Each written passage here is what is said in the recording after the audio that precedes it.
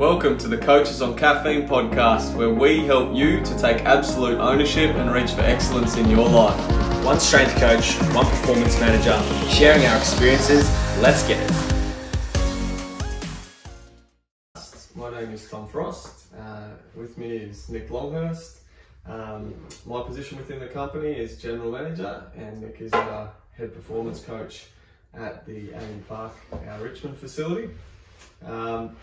Nick, we've been talking about putting together something here for a while. I'm so excited. I'm actually so pumped for this. Pumped. We catch up sort of once a fortnight at least and chew the fat. And we thought it was about time that we put it on video so that we could share it with a few people, because we've come up with a few things in there. It's not necessarily just within coaching, but I think just general betterment day to day as well. But anyway, today we were going to jump into the industry of strength and conditioning, and we're going to get your thoughts as a leading high performance coach within the industry at the moment, mate. It's an interesting one, that's for sure. Tell us a little bit about yourself, Nick Longhurst.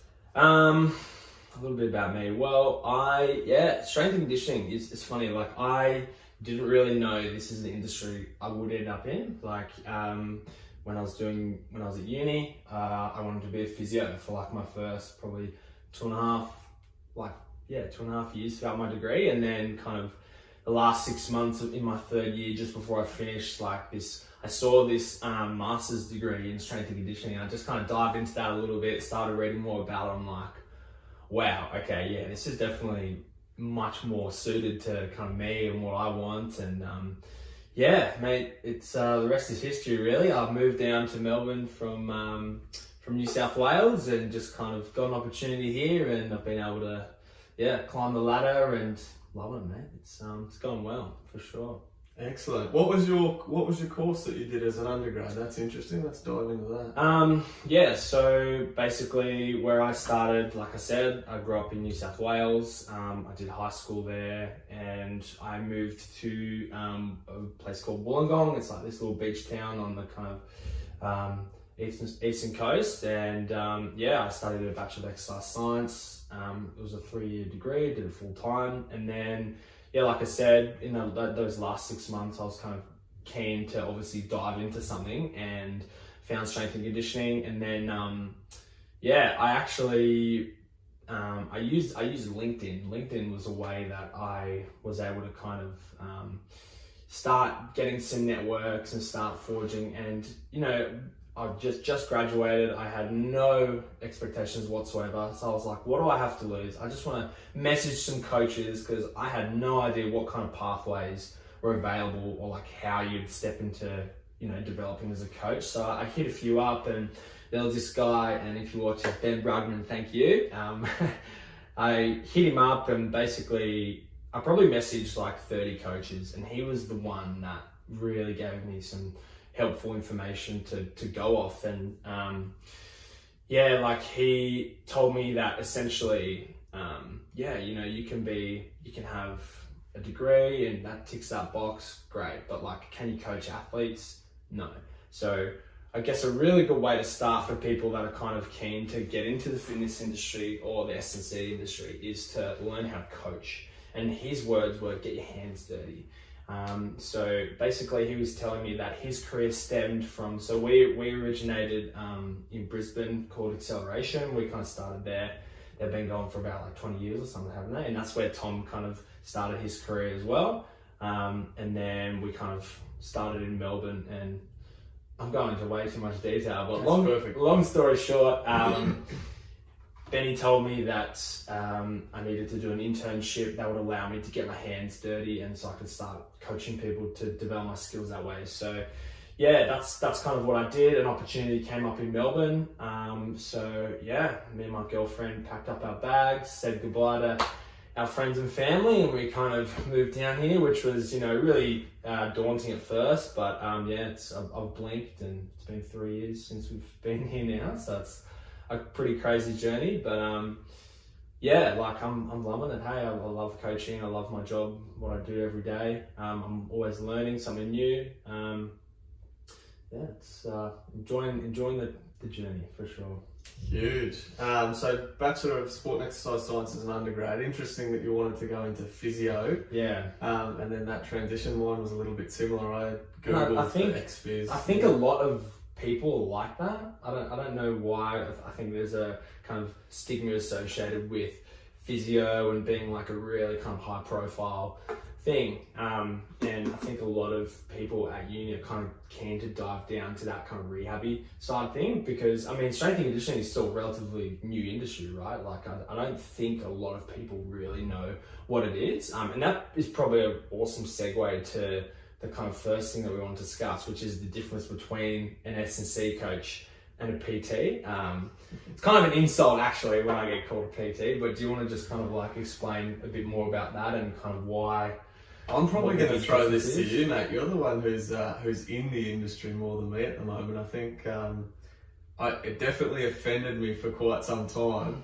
I believe I'm at a point now where I'm over it, but I mean, I'm going to throw it to you because I definitely think that there's some things that PTs do really well, that maybe even do better than S&C coaches, and that's I know that's going to get a bit of a reaction, but there's method in my madness there. So what's your thoughts if I was to ask you what is the difference between an S&C coach and a PT? The main difference, based on my experience, because I have done both, the main difference is that S&C coaches are more qualified and have, in most cases, get to work with like the athletic population type of clients. So and your PT is, you can, like, the average that any person can log online and they can do a 6-week course and get qualified as a personal trainer to then go ahead and start coaching people.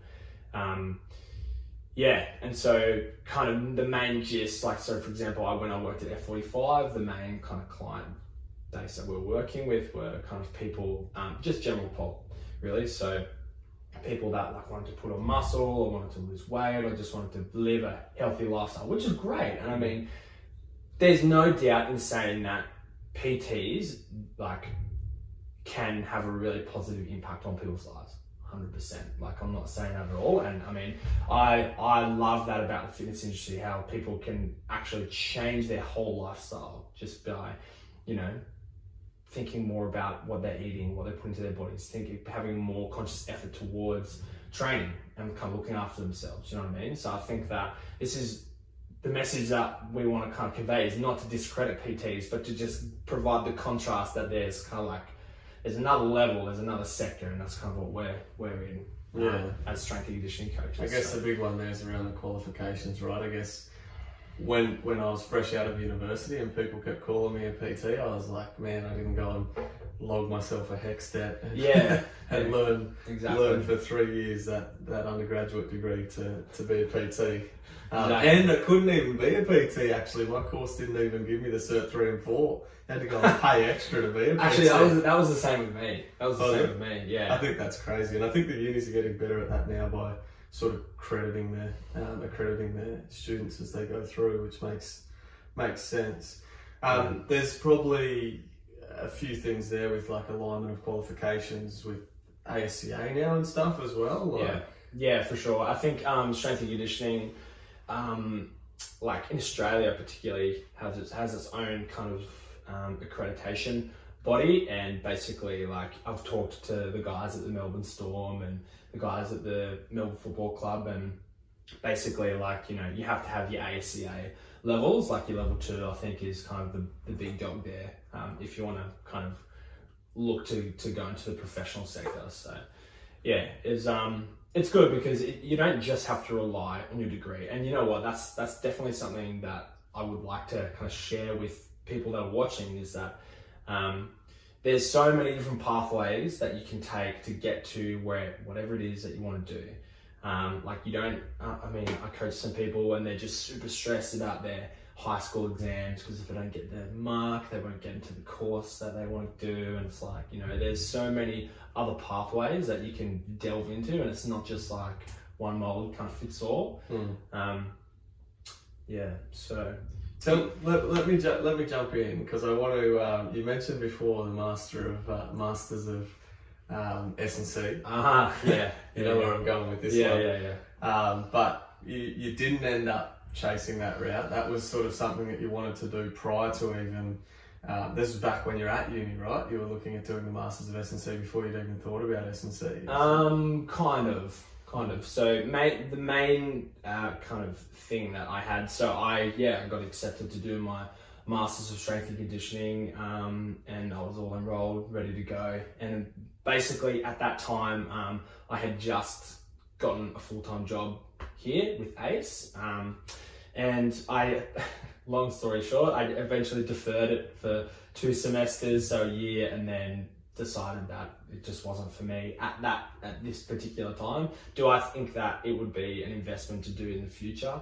Like potentially, but just right now, and I actually had a conversation with one of the guys at the head strength coach of the Melbourne Rebels, so Brendan Whelan, and he was saying that like at this time in your career, like you don't need a master's degree, you need more coaching experience. So I think just kind of like letting go of that idea and just really delving into kind of experiencing myself in, you know, multiple different facets as a coach, I think is where I was kind of where I was going for.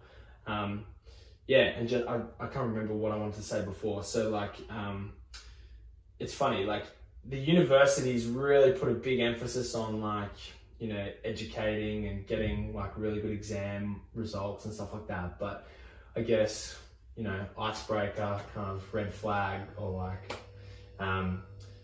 you know, actual coaching people in the real world is so different. And I honestly think that I probably use, so I've been coaching for like, 3 years now.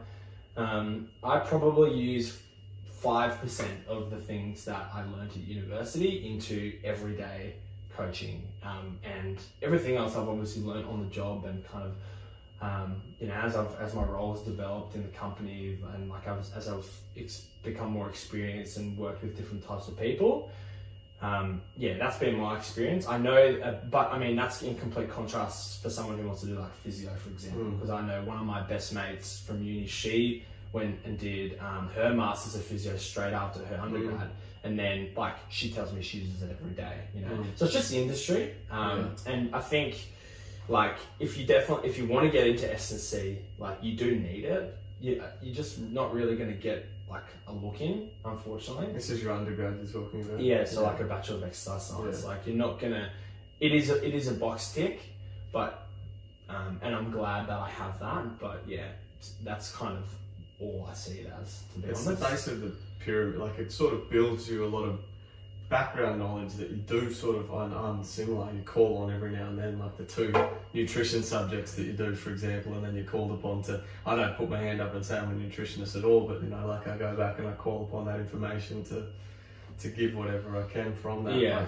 Like, and definitely, you know, your knowledge of like the anatomy and human body. Like, I mean, at my uni, we actually got to use cadaver bodies, which is really cool. So, you know, you could really get an understanding and appreciation of how many different systems all in this one like cavity, you know. So I loved learning about that. But in terms of, the point I'm trying to make, I guess, is in terms of applying this to the real world and applying this to coaching athletes, the transfer for me just wasn't there. So in this industry, absolutely, yeah. I think we still sort of find that we're going to talk about this a bit later on, and Nick, you're actually looking after our intern program at the moment, so we're going to delve into that. But we see this within our company, don't we? And that's why I'm quite passionate about, you know, when I told you to steer away from the Master of S&C at the time. I think we see this a lot where these people come out of uni, and I feel like saying kids because I'm getting old, but you are getting old. These kids come through uni and they, you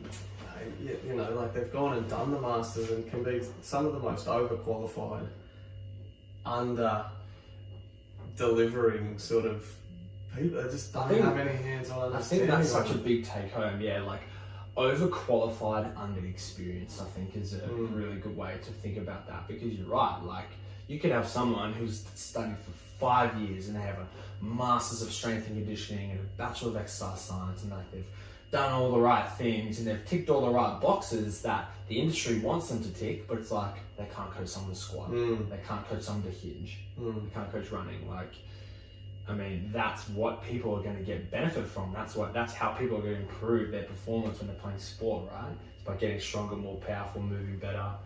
You know? So I think that is a really big, for me, wake up call, and going through that experience of, should I do my masters? Shouldn't I do my masters? And then choosing not to, I think has helped me learn a lot about kind of what to really like. So great choice at that point in time.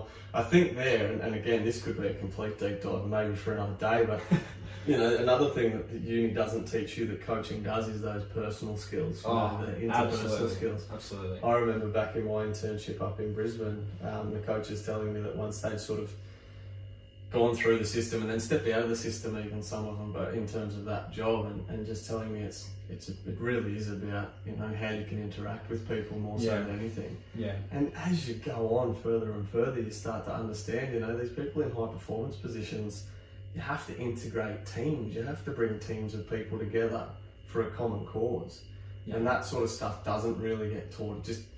It's something that needs to be learned through experience. And I agree with that, like, so much. And I, like, personally, you know, they call me the bloody Energizer Bunny. Like, I'm a, you know, energetic, kind of upbeat personality, and that's kind of my edge into my coaching, and I bring that into my coaching. But I think it was really interesting what Tom was just saying, like, and definitely from what I've experienced and the other coaches that I've been working with, is that you don't have to be extroverted to be a good coach. Like, you can still be a quiet, introverted person, but still get on really well with your athletes and still get really amazing results for them, and you can still be a great coach. You know what I mean? Yeah. So I think some people look at PTs and coaches like these big muscly dudes, or like, you know, toned girls that are like really fit and really like energetic and just like always, you know, on a 12 out of 10 kind of intensity level all the time. But I really, like, in the real world, I don't think it's like that. And, you know, if coaching is something you want to do, you shouldn't be scared just because you're a more reserved kind of personality. Like, that shouldn't stop you. And you've found this yourself, haven't you, through your experiences in the people that connect with you and the person that you are, because you're quite personable and you are the Energizer Bunny, or you're popping around, and people give you crap about that, me included. But yeah, it's good. It's good that you've pointed on that. And I had a big experience with that when I was in PNG with the guys up there. Like, some of my best coaches were very introverted, comparable to yourself. You know what I mean? Like, yeah. But they had a way of absolutely getting a result without having to say much. Like, it was that ability to still. Their emotional intelligence was really quite high, I think, and their ability to sort of get people over the line without having to be the yeller and screamer and bouncer and whatever it may be. There's plenty of ways to get to that result, definitely. So yeah, that's some good points, mate. Well, we've sort of touched on our journeys a little bit. You haven't, though. I have. Yeah, well, this is more about you, mate. But do you want to just give us like a little bit of a background on kind of your pathway and kind of when you graduated from uni and what it was like for you, kind of thinking about S&C and... Back when TVs were still black and white. I came through, I did the Bachelor of Sport and Exercise Science as well. I definitely wanted to do exercise physiology, so it's quite similar route to you that I really liked. I remember a book, Pain Free by Pete Egoskill, actually, is what first got me into this before I even finished my degree. And I just really loved the idea of exercise for health and benefits in health and fixing people. I think there was that real feel of, like, you know, fixing people through exercise. I thought that was really cool. Yeah. And so anyway, I Googled exercise physiology, and at the time, Acceleration in Brisbane must have been paying their SEOs because they popped at the top. And I sent off my resume to a few of them, and they got back to me and interviewed. And I didn't do 1 hour of EP work during my internship with them, and it didn't even click to me because I was like, I love this. This is unbelievable. I'm getting to coach athletes, like, play sport all my life, and quite similar to you. So that was really cool, and I didn't even look back for the EP. Didn't even really look back at that. Moved on and just had opportunity after opportunity, and then obviously was given an opportunity to go to PNG and was up there for 2.5 years in total, working with their Olympic committee, and then and then the government department of sport up there, which was huge. Got to work with some really cool athletes. And some great people. It was massive experience. Getting a phone call at 23, I still remember where I was, saying, got this gig for you, you know, do you want to take it? In PNG, and man, I'm jumping onto Google what PNG is and hearing stories about machetes. What goes on over there, Yeah, and it's not true. It's such a beautiful place, and 2.5 years, and geez, I learned a lot. Like, I was fresh. I was really green when I got that opportunity. And what do you think was like the biggest takeaway from that whole experience? Takeaway? One of the things that I mentioned, which is both a positive and negative, I believe, from my position, was being 24 and getting that opportunity. I think I missed an opportunity to still be mentored as such, like technically mentored to become a great technical S&C coach. I really had to lead people as soon as possible. Like, I needed to be able to lead a team of S&C coaches because we had 1,000 athletes we had to look after to take into the game. So I missed the technical mentor there, but I definitely grew, I believe, as like in my leadership skills, because I didn't really have a choice. So I had to develop other people. I was developing S&C coaches when I was still green myself, you know. So we talk about that, you know, you looking after the internship program, and you know, you learn a lot more by teaching. So for sure. And I think as that's that word that you like, leadership, you know, being a leader, I think that's, in a lot of ways, that's what coaching is. You know, your athletes are coming to you, they're looking up to you, they're trusting you with your guidance and what you think is the right path for them. And I think being able to kind of embrace that and really take charge and make the calls is such a cool part about this job, and I love that. And it's definitely just that one cog in the wheel, isn't it? Really, like we are so much more. There's so much more to it, and I mean, you know how much I'm delving into this performance mindset side of things now, and just general performance mindset it's so important. I really do think that the best athletes in the world are just a little bit more crazy than everybody else. It's a lot more crazy. You gotta want it, like they want it so bad more than anything else. You know what I mean? And we become a facilitator of that then, right? Like, you're trying to facilitate that in people. Like, how can I get you to flick a switch to be the best person that you can be every single goddamn day? And like, when you're down and out, what are you doing to get out of the trenches? Like, you know what, that's probably such a good segue to this next kind of section that we wanted to talk about. So kind of like the best part of the journey and why we love coaching. I think Tom has hit the nail on the head there. Like, coaching and sport performance, I mean, it's ebbs and flows. It's never a nice, smooth, linear progression where every 6 weeks they're going to get stronger and more powerful. Like, things in life pop up and happen, and you know, you have to expect adversity. It's a part of life. And I think that, you know, being able to, as a coach, being able to find ways to not only get your athletes to believe in themselves and kind of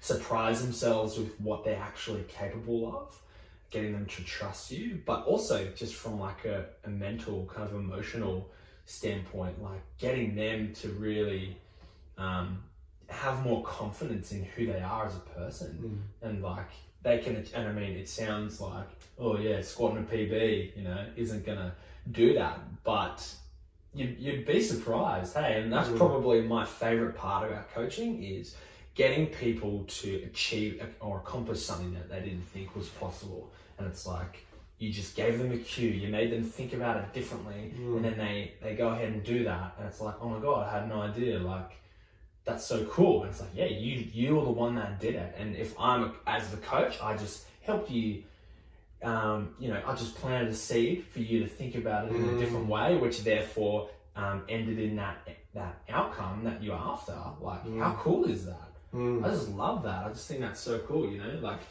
all the, obviously, and the transfer to playing sport is, you know, they're running faster, their technique's better, they're stronger, they're tackling harder, they're kicking the ball further, they're throwing it faster. Like, you know, all these things into the sport that they play, there's obviously transfer. That's why we're doing what we're doing. But I just think that from that deeper level of making them kind of have this moment of realization where they're like, oh my god, like I did that. I'm so much more confident in myself now. Like, and just, I mean, what a cool thing in life to experience, and like as a kind of skill to transfer through the years, you know. I just think that's really cool. We definitely had a light bulb. You just triggered me there. I think together when we caught up a couple of weeks ago, we definitely had a light bulb moment where we were talking about the difference between facilitation and delivery. Yeah. And that might sound a little bit vague, but it really clicked for us, didn't it? I forget what we were even talking about that got us there, but do you remember? I think we're talking about like delivering feedback. Yeah, it was some of our casual coaches that come through our system, and that's right, yeah. That's right, yeah. And you were sort of struggling with some things that had happened, and we spoke about, you know, getting in their headspace, and and you were sort of a bit stuck on giving the answer, giving the solution a little bit, and we sort of reframed that to come back around to more of a facilitation. Did you want to, I think it's probably beneficial to talk a little bit more about, that stuff excites me, but like the difference between facilitation versus delivery and what we're trying to do from a coaching perspective, not just coaching of athletes, but coaching of coaches as well? Yeah, well, I think if we start with the athlete side of things, like the athletes are coming to you as the coach because you're the specialist.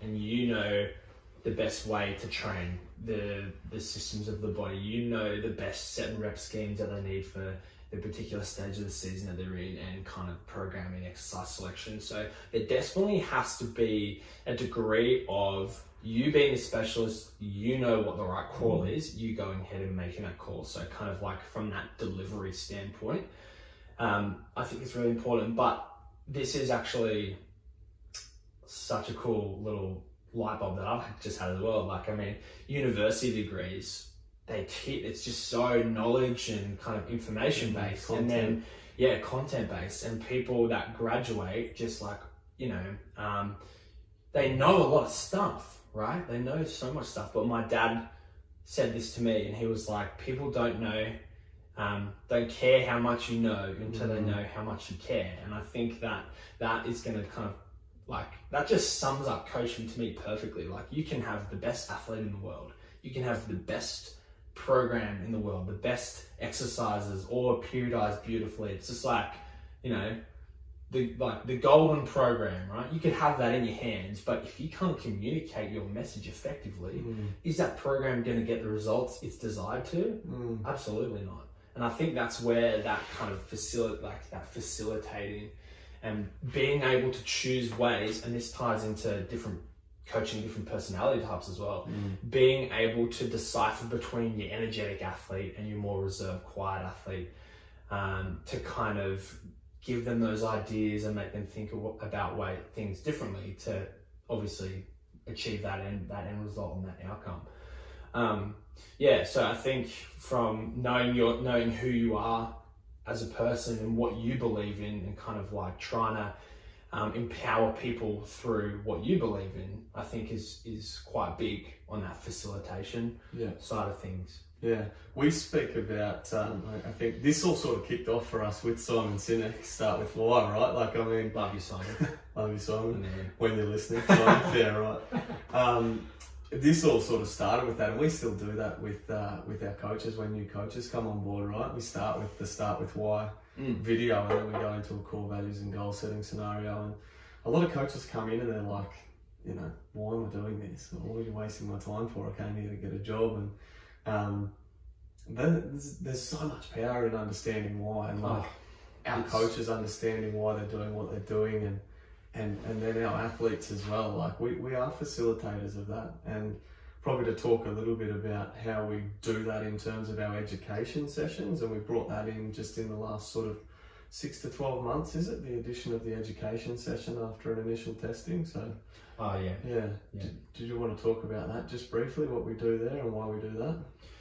It's just like, so if we have an athlete that kind of has a new program, we basically just want to give them like a really nice induction to their sessions, because the way we used to do it, we would just like write them the program, and we do mainly small group based training sessions. That's kind of our model. So athletes would come in and they'd just dive straight into the program, and they'd be doing all these technical running drills and be like, oh, this one's pretty weird. Like, I mean, like an A skip, B skip, like we call them hiney march, honey skip. Like when people are doing a skip for the first time, they're just like, you know, why am I doing this? So I think also, like, if we coach a lot of youth athletes as well, so kind of having the parents there, helping them to understand why we're teaching their kids to march and skip and change direction and squat and hinge and be stable unilaterally. Like, I think that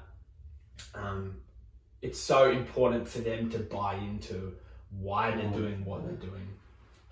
Because I mean, there's no point otherwise. So yeah, I think that's been pretty beneficial. Not that you can talk to it much for that, but we're doing that with our external contracts as well now. Having a collaborative approach. One thing that we've implemented is based on that why. Like, we know that we are S&C coaches, and you spoke about us being specialists in that area. We know full well that we're not the technical coach as well. And so when we're running some of these bigger contracts, I think like that collaboration approach after we've done our testing has been imperative for our success in our external contracts. Is we've tested your athletes, this is what we've found, this is what we're thinking based upon the periodization, and we'll dive into that's a whole nother deep dive, but this is what we're thinking based on the periodization of what we want to facilitate in our program. yeah, What's your thoughts? You know, like, as the technical coach, what's your thoughts? Can you give us your feedback? What are you seeing there? Where are their strengths? Where are their weaknesses? What do you want us to work on? Right now we go and educate the athletes because we've collaborated with the coach, and then we implement the program.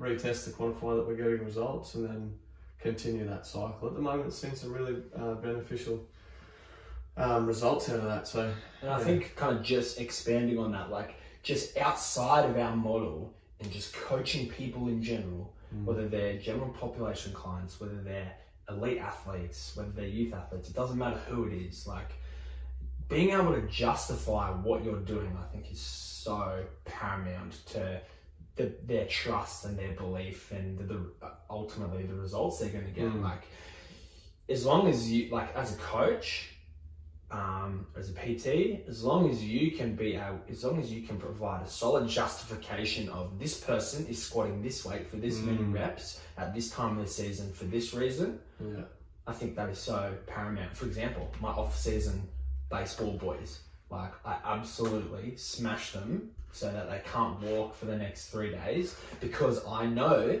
that the strength and power adaptations that they're going to get long term are going to be awesome, and I can afford to do that during the off season because I don't have to play on the weekend.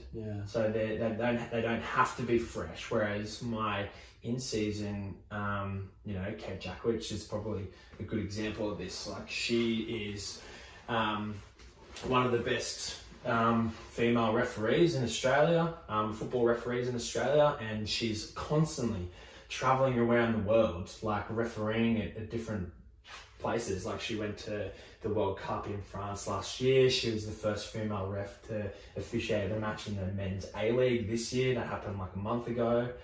And basically with her, I'm constantly having to touch base with her, just saying like, hey, where are you going next? Like, what do we need to kind of think about in terms of recovery? Like, when can we fit high intensity versus low intensity sessions into her week? So there's definitely a lot going into it, but yeah, kind of like that main idea of just being able to justify what you're doing, knowing your why, is so paramount to kind of coaching and sport performance. You definitely, I remember a few times in your internship and then when you became a fresh coach, because one of the things that we're big on here is obviously we've got our model of ACE performance, which is needs to be standardised so that we can provide the same quality product and service across the 4 centres that we've now got and the external contracts. But one of the things that is a huge benefit to this company, and you can probably attest to this, is the difference in cultures that we've got across the company. With 20 employees,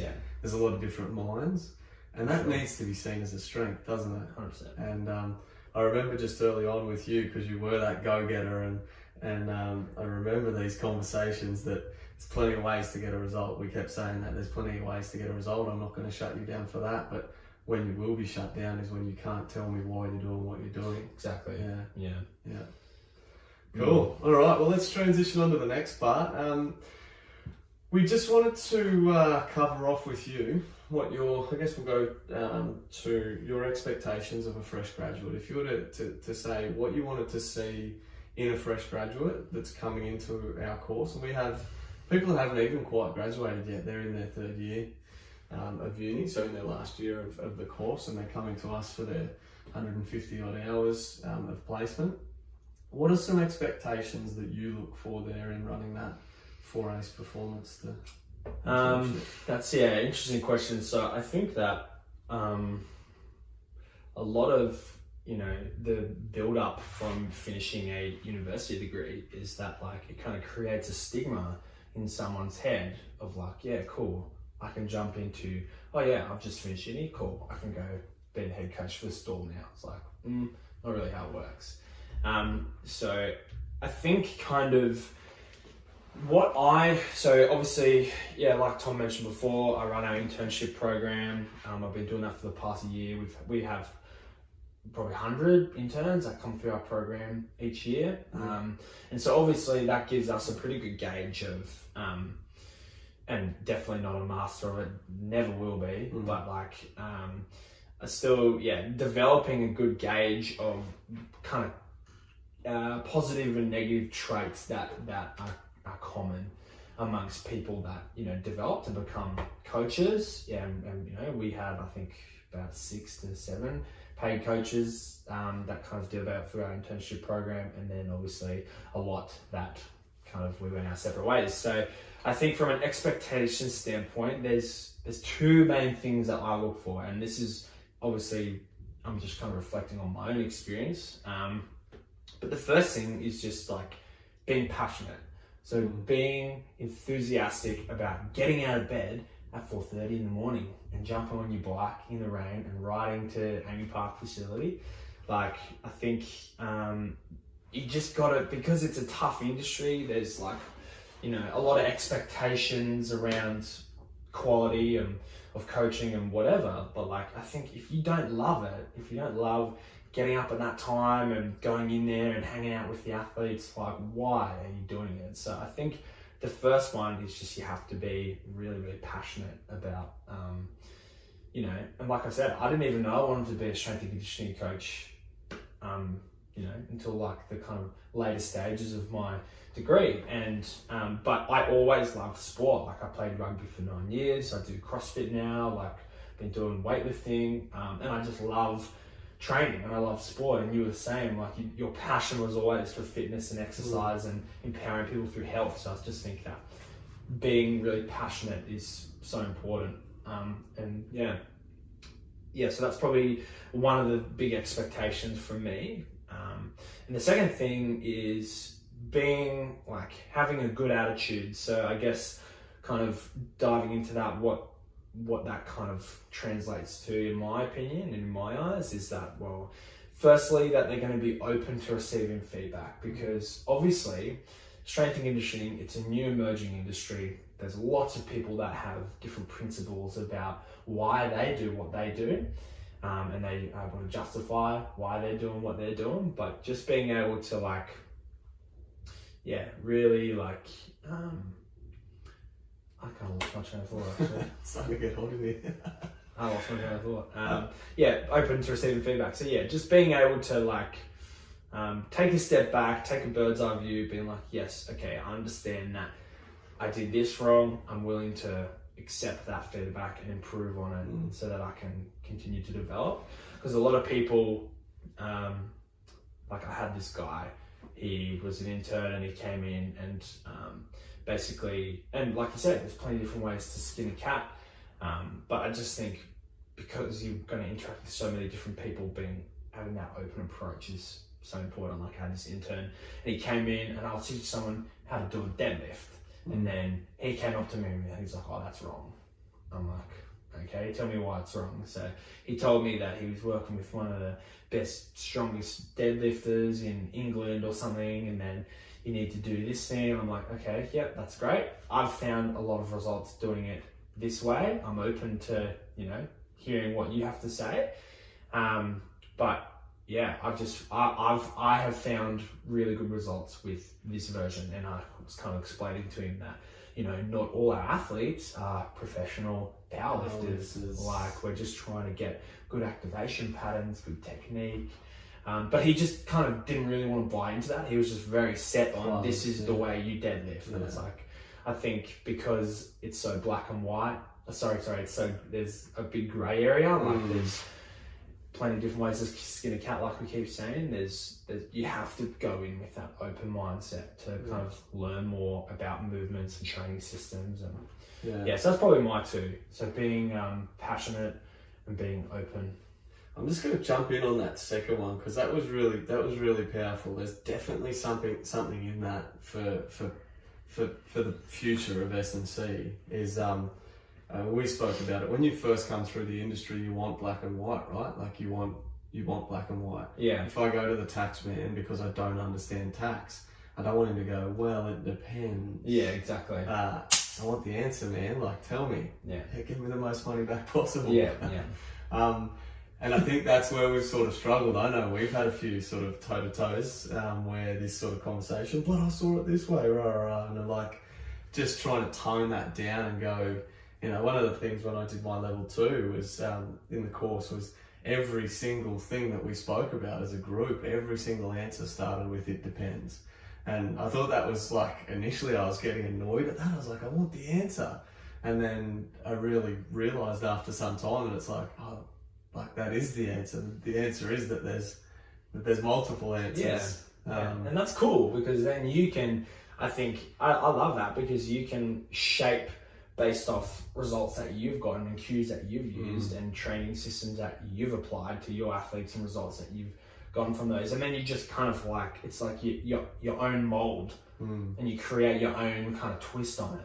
I think that's really cool because For sure. I mean, we've got 20 employees in this company, and that's one of the biggest things that we have is like, we talk about expectations, but things that we provide to our interns is like, hey man, you've got 20 people here. Go and listen to every single one of them and how they coach, because they're all going to have their own little tweak on things. Yeah. And then make the best version of yourself possible. Like, grab a bit of this from Nick, grab a bit of this from Chris, and, you know, get around. And I think that's one of our biggest strengths and opportunities for the interns. I think, you know, with you when you were doing your internship and coming through, asking questions is pivotal. Like, that was really beneficial. Yeah. But keeping the open mind, like, it's really good to ask questions because you want clear clarification and to keep asking them. But then just being mindful of how you're receiving the feedback too, because I think there's a lot of that comes through, like the guy that you mentioned before, where it's like, do you really want the feedback or are you just wanting an argument? Because like, are you open to hearing my point of view? And this is not just S&C, like this this exists in everyday society. Right? Yeah. I think one of my expectations are we sort of in that initial catch up that we have with interns that come on to our program, we're really quite upfront, aren't we? Very. It's a little bit of a bum clenching moment for a few of them where this is what the industry is about. Like, here's the stats on how many people are coming through your course in sport and exercise science. And in Victoria alone, that's like well into the thousands of people that go through this degree every single goddamn year. Yeah. Now, where are they getting jobs in sport and exercise science and the likes? I'm not too sure. That's a whole other deep dive as well. But being upfront about that with them from the start, being transparent. Transparent's one of my key words for this year, but like getting in front of them in that room and being like, this is an opportunity for you. We don't want people here to sign off on their hours. We're past that. Hey, like, I mean, your time's valuable, mine's valuable. We're not having you here to tick off your hours. Like, go somewhere else to do that. We want to develop the best coaches in the industry, and like, we want to develop people that are more than just coaches. We want to develop great people in society, great coaches that whether they stay within our system or they move on elsewhere, but this is what you got to expect, and you can attest to this. I want you to talk actually about your internship just after this, but 4:30 a.m. mornings you mentioned, 8 p.m. nights, you know, like 5 or 6 days a week. You know what? People play sport on weekends. Be ready to work on the weekends. That sort of stuff, and just I think that's where you've got to want it. But let's jump in. I want you to talk really specifically about what your internship was, because I really think it made you the coach that you are today. So. Yeah, I definitely learned a lot during that, and like Tom was saying, sport and exercise science and strength and conditioning, like, it's so popular. The demand is crazy high, and the jobs are kind of few and far between. Do you know what I mean? So the supply is really high. You mean supply of interns, students? Yeah, right. Yeah. And so that's why we get a lot of people kind of coming through our program, and we want to provide the best opportunities that we can. But yeah, you really have to put a lot of effort into thinking about ways that you can stand out, because there's, you know, if you're not keen, the next bloke will be. You know what I mean? And he's right behind you. So, and I guess it's kind of, I mean, it's good for us because we can afford to choose some really quality candidates to become a part of our coaching program. So, but yeah, my internship, like Tom said, so it was unpaid. Went for 7 months. I touched on how I moved from New South Wales, so it was just me and my girlfriend in Melbourne. Didn't know anyone. Bought a bike. That was my way of getting around, and it's a harsh industry for sure, especially when I was used to going to bed at 12, you know, when I was studying at uni, and then having to fully readjust and wake up at 4:30, and rain, hail or shine, doesn't matter, you're on that bike and you're riding into the morning sessions. And I just think that the things that I learned during that time was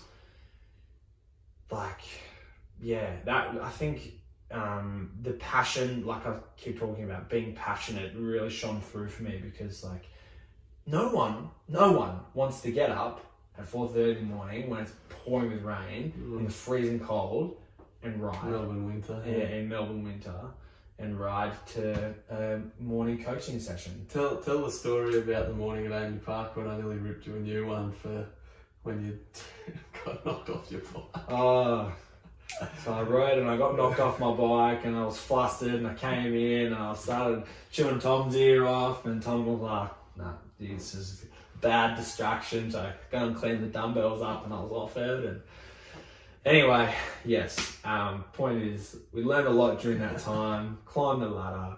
But yeah, I think the key traits and the key lessons for me was just really being passionate, being open to receiving feedback, and just, learning off other people. I kind of want to expand on what you were saying before. Like, we've got lots of different coaches that kind of go through our system, but I think, as an intern, you want to kind of, like Tom was saying, you want to bounce off other people as much as you can. But I think it's also important to have someone, just like one person that is there to keep you accountable, and that you can kind of build that relationship with. Like, you were definitely that person for me.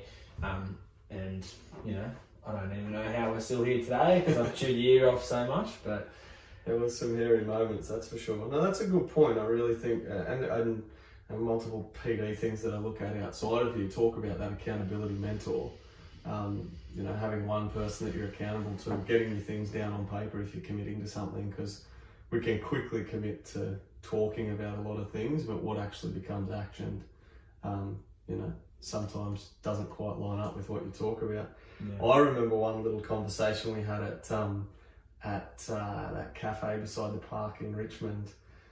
I forget the name, 1,000 Blessings. We had a chat there one day where you were still, I don't know if you'd gone full time yet, and you came up to me and you sat down across the table. I must have been a little bit short, which is surprising, I know. A bit flustered, and you were asking me about feedback on something and how you could get better and fix something. And I absolutely blew my lid at you and told you to get out of the meeting, because I said, I've told you 1,000 things and I've only seen you fix 5 of them, so go on. I wanted to swear then, but go and read over what we've spoken about the last 10 times, and that sort of relationship, I think was beneficial in the end. Oh, for sure. Like, you need someone to be able to cut through the shit. Yeah. You need someone to be able to do that. And like, I think university creates this protective layer, this bubble of like, oh, it's all going to be great. You're going to walk into a job that's paying you $100,000. Like, great.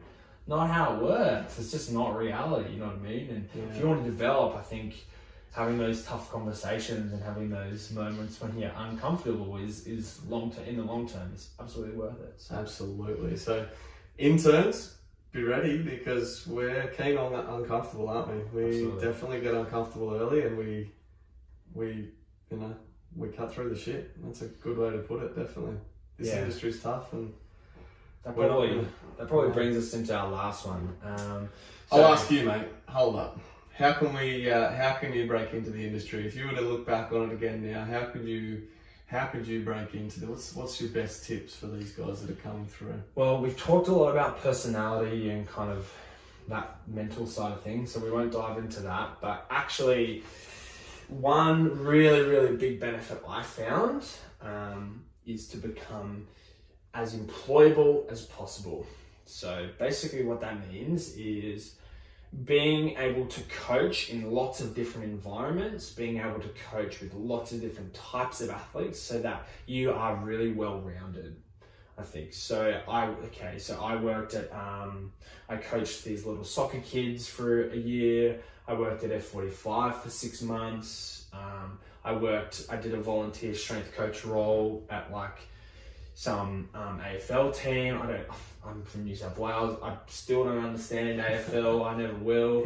But yeah, like I was placed in environments where I was uncomfortable beyond the means. But I learned so much. Like when I was at Ajax, so the volunteer role I did, like I was put in situations where I was coaching 70 or 80 players through a warm-up, like, you know, a 5-minute warm-up. It's not the drills aren't hard, but you know, there's 80 blokes looking at me with a whistle and they're like, what do we do, coach? It's like, well, we're going to do X, Y, Z. And that was really cool to learn that.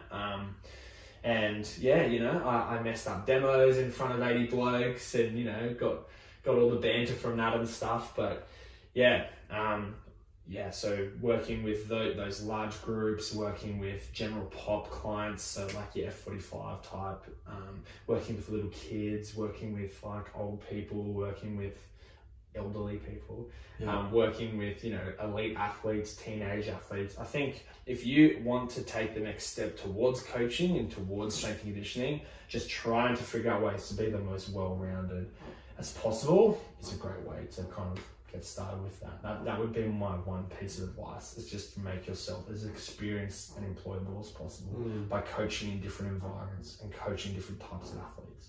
Yeah, that's a really good point. I know that your degree was finished when you came and did your internship, wasn't it? Yeah.